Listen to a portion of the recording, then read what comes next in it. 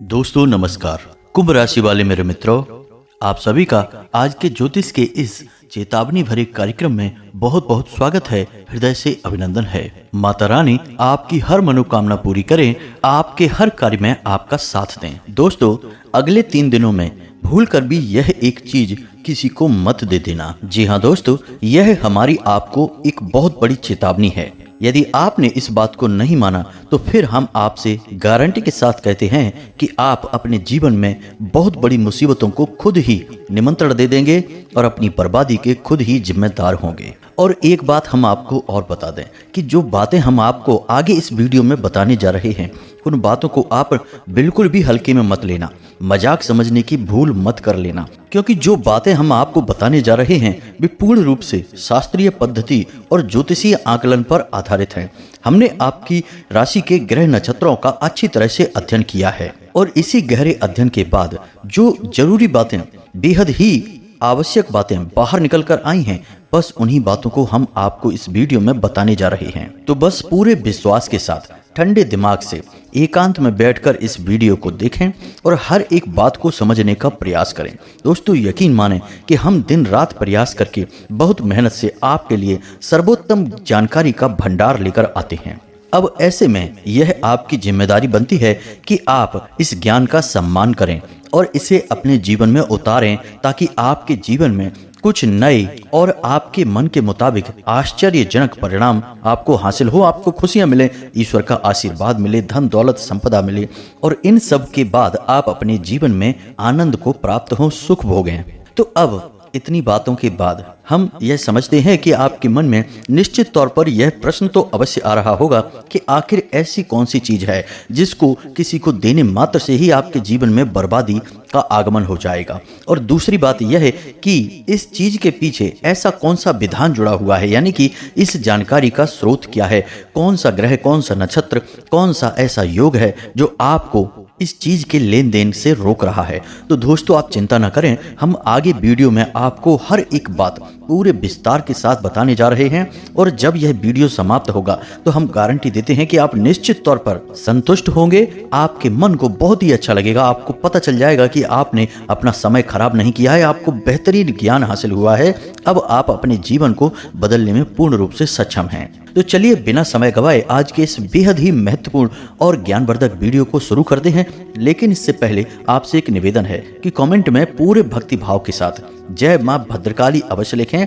माता रानी की कृपा की आवश्यकता तो इस धरती के हर एक जीव को है, फिर क्या आप और क्या हम सभी माता रानी की कृपा के पात्र हैं और उनकी कृपा चाहते हैं। तो बस सच्चे भाव के साथ एक बार नहीं 3 बार लिखना, जय मां भद्रकाली कृपा करो। माता रानी निश्चित तौर पर आपकी करुण पुकार को सुनेंगी और आपकी हर मनोकामना पूरी करेंगी। इसी के साथ साथ दोस्तों, आपको बता दें कि आप लोग अपना नाम और अपना स्थान जहां पर आप रहते हैं दोनों ही कमेंट बॉक्स में लिखकर भेजते रहें। हम शनिवार के दिन जो सर्व मनोकामना पूर्ति हवन करवाते हैं, उस हवन में पूरे विधि विधान के साथ आपके नाम से आहुतियां करवा दी जाती हैं। इससे होता यह है कि माता रानी की जो कृपा है उसकी दिशा आपकी ओर मुड़ जाती है। दोस्तों, मानकर चलिए कि गंगा जी तो अपनी स्वच्छंद धारा में बहती चली जा रही हैं, लेकिन यदि आपको गंगा जल चाहिए तो 2 ही रास्ते हैं। या तो आप स्वयं गंगा जी के पास जाइए और जल भरकर ले आइए, स्नान भी कराइए, और दूसरा रास्ता यह है कि गंगा जी कुछ ऐसी विशेष कृपा करें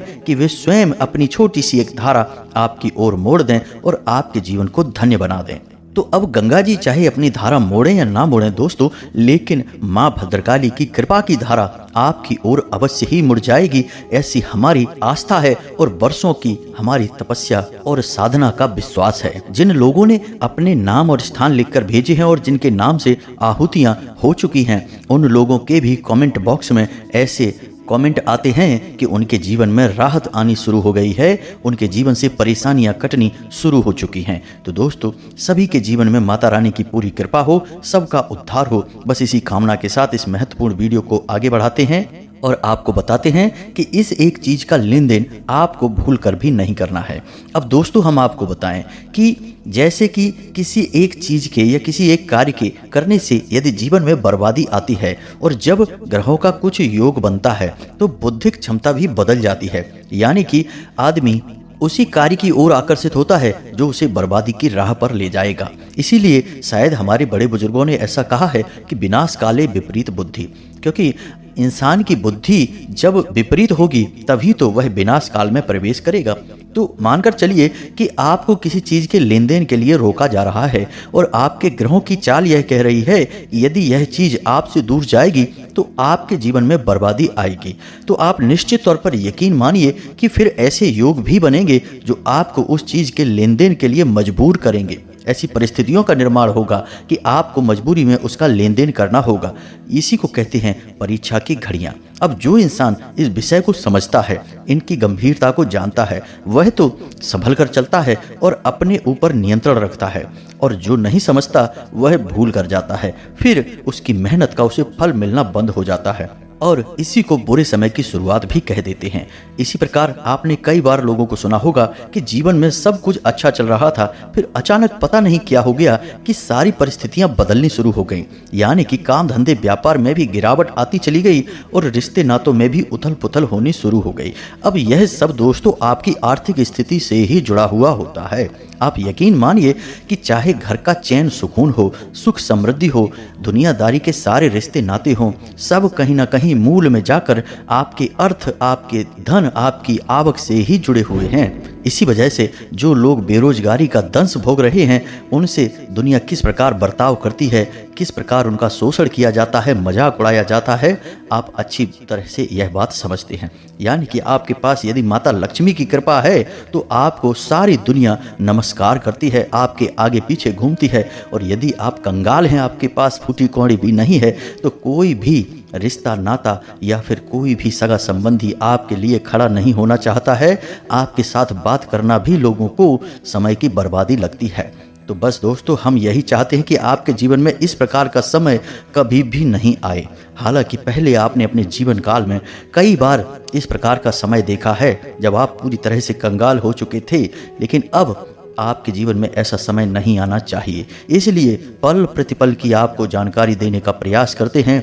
हर एक ग्रह नक्षत्र की बदलती चाल के बारे में आपको ज्ञान देने की कोशिश करते हैं।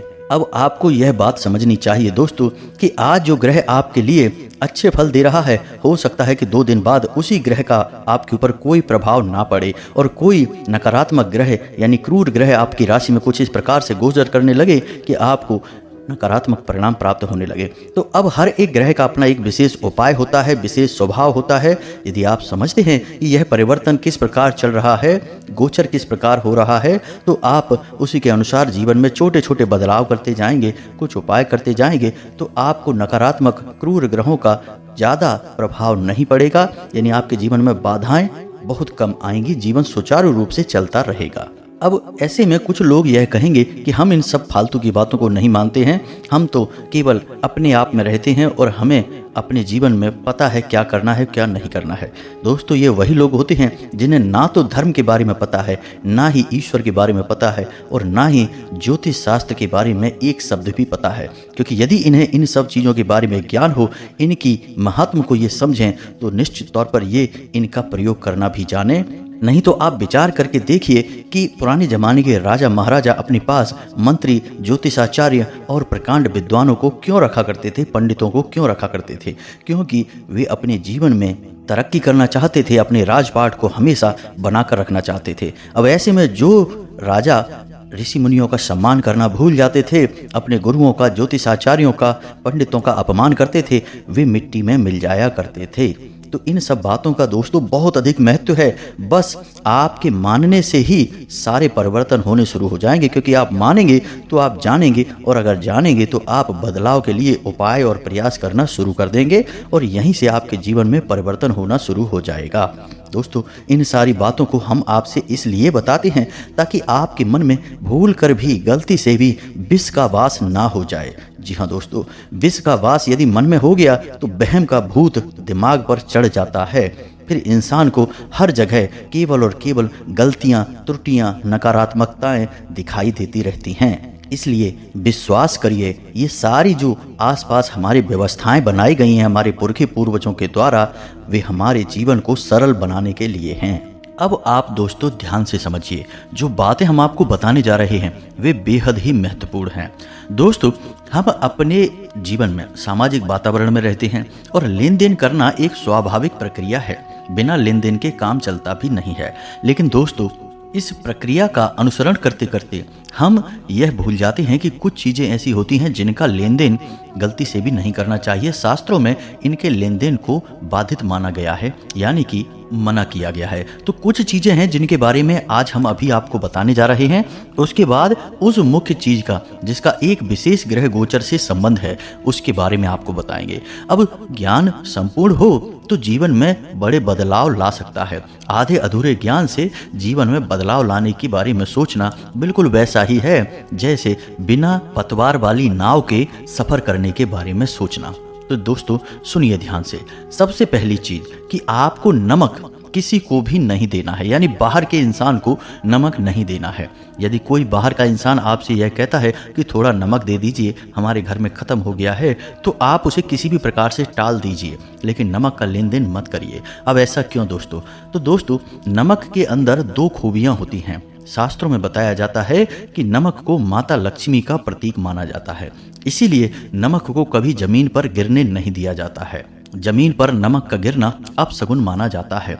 दूसरा कि नमक के अंदर एक विशेष खूबी पाई जाती है कि यह नकारात्मक शक्तियों को सोख लेता है। अब आप समझिए, तभी आपको बार बार यह बताया जाता है कि जिस पानी में आप स्नान कर रहे हैं उस पानी में थोड़ा सा नमक डाल लीजिए। जिस पानी से आप पोंछा लगवाते हैं उस पोंछे में थोड़ा सा नमक मिलवा लीजिए। अब इन बातों को इसलिए बताया जाता है क्योंकि नमक नकारात्मक शक्ति को सोख लेता है। तो अब यदि आप नमक का किसी को लेन देन कर देंगे, यानी किसी को आप नमक दे देंगे, तो आपने दो गलतियां कर दी। पहली गलती तो यह है कि आपने अपने घर की लक्ष्मी स्वयं ही बाहर निकाल दी, और दूसरी कि आपने ऊर्जाओं के विधान को नहीं समझा, ऊर्जाओं के संचालन को नहीं समझा, और अपने घर के नमक को बाहर निकालकर आपने नकारात्मक ऊर्जाओं को अपने घर में आने का रास्ता दे दिया। जी हाँ दोस्तों, तो इसका लेन देन आपको नहीं करना है। दूसरा दोस्तों, अपने घर की झाड़ू आपको किसी को नहीं देना है। कोई आपसे कितना ही मांगे कि हमें झाड़ू दे दो, आपको नहीं देना है। दूसरा, झाड़ू के बारे में एक नियम यह है कि आपके घर के अंदर की झाड़ू कभी भी बाहर नहीं लगानी चाहिए, यानी कि एक ही झाड़ू से आप घर के दरवाजे पर और घर के अंदर अगर झाड़ू लगाते हैं तो यह गलत है। आपको अपने घर के लिए एक अलग झाड़ू रखनी है और दरवाजे पर दूसरी झाड़ू रखनी है, दरवाजे पर झाड़ू लगाने के लिए। यदि आप इस बात का ख्याल नहीं करते हैं तो आपके ऊपर वास्तु दोष उत्पन्न होता है और दरिद्रता आपके घर में प्रवेश करती है। तीसरा दोस्तों, अपने जूते चप्पल और अपने कपड़े कभी भी किसी को नहीं देने चाहिए। चाहे आपका कोई मित्र है, दोस्त है, भाई है, चाहे कोई भी हो, आपका सगे से सगा रिश्तेदार ही क्यों न हो, उसे कभी भी अपने कपड़े और अपने जूते चप्पल पहनने के लिए नहीं देने चाहिए। अब ऐसा क्यों दोस्तों? जूते चप्पल और वस्त्रों में अलग अलग ग्रहों का वास बताया जाता है। जैसे कि जूते चप्पल में और शरीर के निचले भाग के वस्त्र में शनि का वास माना जाता है। शरीर के ऊपर के वस्त्रों में शुक्र का वास माना जाता है। गले में पहनने वाली चीजों में बुध का वास माना जाता है। तो इस प्रकार यदि आप अपनी चीजों का लेन देन करते हैं तो आप अपने समय को खराब करते हैं, अपने ग्रहों की व्यवस्था को खराब कर देते हैं। तो आपको ना केवल अपनी ये चीजें किसी को देनी है, ना ही किसी से लेनी है। घड़ी के बारे में भी आपको इसी बात का ख्याल रखना होगा। अपनी घड़ी आपको किसी को भी पहनने के लिए नहीं देनी है और किसी और की घड़ी भी आपको पहनने के लिए नहीं लेनी है। घड़ी, जूते चप्पल और कपड़े में विशेष ऊर्जाओं का वास होता है क्योंकि ये इंसान के शरीर के सबसे नज़दीक होती हैं और इंसान की खुद की आत्मिक ऊर्जा इसमें समाहित हो जाती है। इसीलिए तो आपने देखा होगा कि जब कोई इंसान मृत हो जाता है तो उसके अंतिम संस्कार के बाद उसके द्वारा प्रयोग किए जाने वाले कपड़े और चीजें उस घर में नहीं रखी जाती हैं, उनका भी विसर्जन कर दिया जाता है ताकि उस इंसान की ऊर्जा जो उन चीजों और वस्त्रों में समाहित है उसका भी विसर्जन हो जाए। अब इसी प्रकार दोस्तों, आपको शाम के समय ख्याल रखना है, सफेद रंग की कोई भी वस्तु किसी को नहीं देनी है, जैसे दूध, दही, शक्कर या फिर कोई सफेद रंग का वस्त्र किसी को नहीं देना है। कोई मांगने आए तब भी उसे नहीं देना है क्योंकि यह समय शुक्र को समर्पित होता है और सफेद रंग की चीजों का संबंध शुक्र से माना जाता है। यदि आप इन चीजों का इस समय पर लेन देन कर देते हैं, यानी किसी को दे देते हैं, तो आपको शुक्र के दुष्परिणाम देखने को मिलते हैं। आपके घर में क्लेश हो जाता है, आपका दाम्पत्य जीवन भंग हो जाता है और आपके जीवन में जो शांति और सुकून कायम थी वह गायब हो जाती है। आपको मानसिक पीड़ाएं और यातनाएं मिलनी शुरू हो जाती हैं। यानी कहने का मतलब यह है कि आपके जीवन में जो आनंद प्राप्ति हो रहा था, सुख मिल रहा था, वह खत्म हो जाता है, समाप्त हो जाता है। इसी प्रकार दोस्तों, आपको शाम के समय भूल कर भी किसी को पैसे नहीं देने हैं। जी हाँ दोस्तों, शाम का समय बेहद ही महत्वपूर्ण होता है, क्योंकि शाम के समय में कई अच्छे योग बनते हैं जो आपको लाभ पहुंचाने के लिए बनते हैं। जैसे सर्वार्थ सिद्ध योग बनता है, प्रदोष काल होता है, गोधूली समय काल कहा जाता है। अब ऐसे समय में आप अपनी धन लक्ष्मी को किसी को देंगे, भले ही फिर चाहे अपना काम करवाने के लिए आप दे रहे हैं, लेकिन लक्ष्मी तो आपके घर से जा ही रही है, तो इसका आपके जीवन में नकारात्मक प्रभाव पड़ता है। आपके घर में लक्ष्मी का वास अवरुद्ध होता है, पैसे रुपए की आवक अवरुद्ध होती है। जी हाँ दोस्तों, तो इस बात का आपको विशेष ख्याल रखना चाहिए। तो ये तो थी दैनिक उपयोग की चीजें जिनको आपको किस समय लेन देन करना है और किस समय नहीं करना है, इस विषय पर हमने आपको सारी जानकारी विस्तार से बता दी है। अब ध्यान से सुनिए कि अगले 3 दिनों में आपको कौन सी एक चीज है जिसका लेन देन नहीं करना है। दोस्तों, आपको हम बता दें कि अगले 3 दिनों में शनि के साथ राहु का एक विशेष गोचर हो रहा है। ऐसे में आपको काले रंग की किसी भी वस्तु का किसी के साथ लेन देन नहीं करना है। ना तो आपको काले रंग की अपनी कोई वस्तु किसी को देनी है और ना ही किसी से इस काले रंग की वस्तु लेनी है, चाहे अब यह पहनने की कोई वस्तु है, इस्तेमाल की कोई वस्तु है या फिर खाने पीने की कोई सामग्री है। अब आप यकीन मानिए दोस्तों कि अगले 3 दिनों में ऐसी कई परिस्थितियों का निर्माण होगा जिसमें कि काले रंग की कोई वस्तु कोई आपसे मांगेगा अवश्य ही।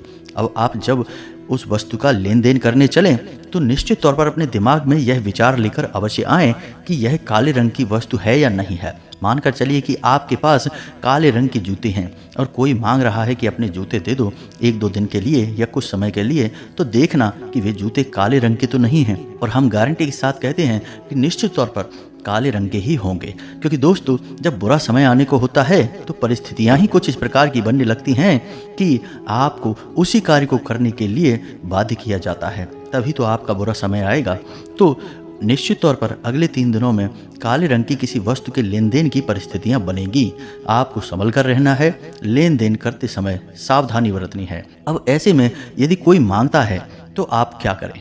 आप पहला कार्य यह कर सकते हैं कि अपनी बौद्धिक बल का प्रयोग करें और किसी भी प्रकार से इस बात को टाल दें। जी हाँ दोस्तों, अन्यथा आपके रिश्ते नाते भी प्रभावित हो सकते हैं।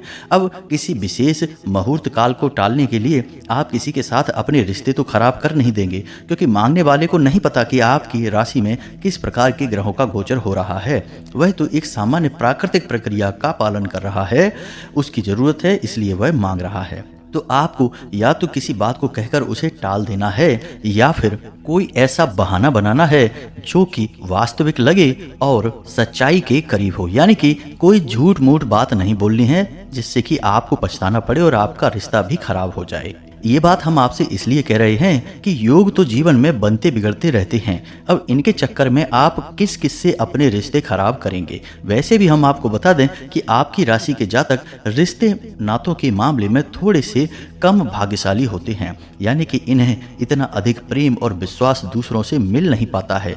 अब ऐसे में यदि आप खुद ही अपने रिश्तों को बर्बाद करने लगेंगे तो फिर आपके पास कोई भी नहीं रह जाएगा, आप अकेले ही खड़े दिखाई देंगे। तो अब यह तो थी बात कि आपको काले रंग की वस्तु का देन किसी को नहीं करना, यानी देनी किसी को नहीं है। अब हम बात करते हैं उस विषय की जो आपके लिए बेहद आवश्यक है, यानी कि आप इस विशेष युति का लाभ कैसे ले पाएंगे। यह बेहद आवश्यक है क्योंकि दोस्तों शनि बेशक इस पूरे वर्ष आपके ऊपर हावी रहेंगे, शनि को ही समर्पित है यह पूरा वर्ष, लेकिन इसका मतलब यह नहीं है कि इस वर्ष आपकी बर्बादी होनी है। दोस्तों शनि का मतलब बिल्कुल भी यह नहीं है कि आपकी बर्बादी का यह समय है। शनि तो आपको बहुत अधिक दे भी सकते हैं। शनि एक बेहद ही पवित्र और न्याय प्रिय ग्रह है, तो आप ये न माने कि शनि है तो बस नुकसान ही होगा, शनि है तो लाभ भी होगा। बस आपको कैसे लाभ हासिल करना है यह पता होना चाहिए। अब इसमें भी यदि राहु आ जाता है तो इसका प्रभाव कई गुना बढ़ जाता है। तो अब आप ध्यान से समझिए, एक ऐसा गुप्त और बहुत ही शक्तिशाली उपाय आपको बताने जा रहे हैं जिसे आपको प्रयोग अवश्य करना चाहिए। कम से कम अगले 7 दिनों तक आपको इसका प्रयोग अवश्य करना चाहिए। इस उपाय के प्रयोग से होगा यह है कि शनि जो कि आपको कहीं ना कहीं हानि पहुंचाने का वातावरण तैयार कर रहे हैं वे आपके लिए सकारात्मक हो जाएंगे। और एक बार जब शनि सकारात्मक हो गए तो राहु को निश्चित तौर पर आपको लाभ देना ही होगा।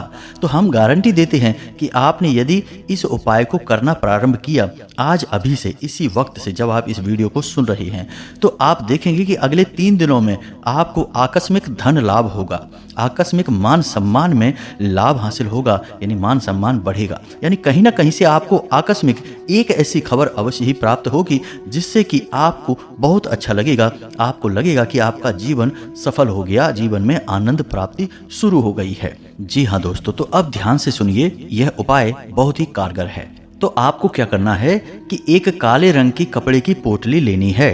जी हाँ दोस्तों, आज से ही आप इस उपाय को करना शुरू करिए दोस्तों, अन्यथा कल से तो आप निश्चित तौर पर करना और आप देखेंगे कि चमत्कार होंगे। तो ध्यान से सुने, आपको काले रंग की कपड़े की पोटली लेनी है। कपड़ा कोरा होना चाहिए दोस्तों, और उस पर जो लपेटेंगे आप वह धागा भी काला होना चाहिए। अब उस कपड़े की पोटली में आपको क्या रखना है, ध्यान से सुनिए। उस कपड़े में आपको काली उड़द की दाल, जी हाँ दोस्तों, 8 मुट्ठी गिनकर भरनी है। जी हाँ दोस्तों, 8 मुट्ठी काली उड़द की दाल रखनी है और एक लोहे का कड़ा यानी कि छल्ला आपको उसमें रखना है और उसे आप लपेट लें, एक पोटली का रूप दे दें। अब आप देखें कि आपके आसपास शनिदेव का कोई मंदिर है या नहीं।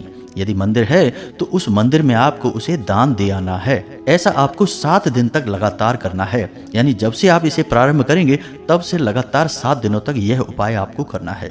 और यह उपाय आपको शाम के समय करना होगा, यानी सूर्यास्त के बाद। अब ऐसे में कुछ लोग यह कहेंगे कि हमारे आसपास शनिदेव का कोई मंदिर ही नहीं है, तो इन लोगों के लिए हमारा कहना यह है कि आप यह दाल हनुमान जी के मंदिर में भी दे सकते हैं। जी हाँ दोस्तों, यदि आप हनुमान जी के मंदिर में यह दाल का दान करेंगे तब भी शनिदेव बेहद प्रसन्न होते हैं।